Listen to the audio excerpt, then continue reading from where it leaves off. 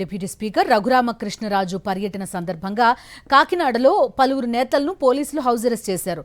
వీరిలో జై భీమ్రావ్ భారత్ పార్టీ నేత ఏనుపల్లి కృష్ణ, సోషల్ యాక్టివిస్ట్ బొజ్జ ఐశ్వర్య ఉన్నారు.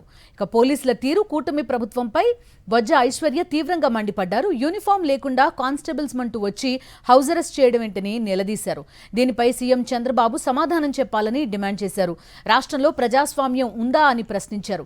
కూటమి సర్కార్ తీరు పట్ల నిరసన వ్యక్తం చేశారు. కాకినాడలో నేను ఉంటుంటే నన్ను హౌస్ అరెస్ట్ చేశారు. పొద్దున్న ఇద్దరు వచ్చారు. వాళ్ళు కానిస్టేబుల్స్ అన్నారు, వాళ్ళకి యూనిఫామ్లు లేవు, వచ్చి మిమ్మల్ని హౌస్ అరెస్ట్ అని అంటున్నారు. నేను ఒకటే అడుగుతున్నాను, RRR గారు, మీ జుట్టుకే విగ్గా, మీ మీసాలకు కూడా విగ్గుందా? ఏంటి దౌర్జన్యం మహిళల పట్ల, ఈ దళితుల పట్ల మీకు ఎందుకంత పొగర్లు, ఒళ్ళు కొవ్వు? ఇప్పుడు నన్ను ఎందుకు హౌస్ అరెస్ట్ చేశారో నాకు మీరు సమాధానం చెప్పాలి.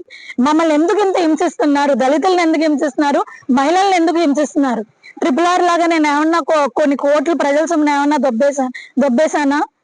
లేకపోతే అడ్డంగా నోరు ఎలా పడితే అలా తిరిగితే ఊరి మీద పడిపోతున్నావా?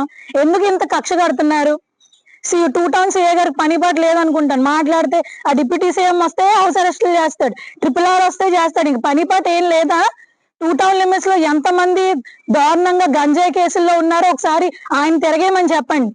ఎక్కడ పోయి సీఏ దొరికితే అక్కడ సీఏ హౌస్ అరెస్టులు మమ్మల్ని అడ్డుకోవడం, ఇదే న్యాయం? ఇదే ప్రజాస్వామ్యం?